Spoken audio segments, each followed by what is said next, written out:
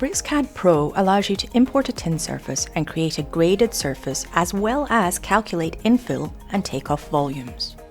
Users can import a tin surface into the model and apply a GIS imagery to create a 3D landscape in which to work. This model can then be edited using a number of civil features in BricsCAD Pro. The site can be graded along contour lines using the Modify Tin tool to adjust the surface.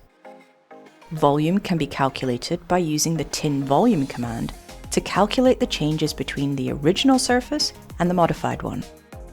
The tin volume surface statistics for cut and fill values can be viewed in the Properties panel alongside other properties such as contour lines.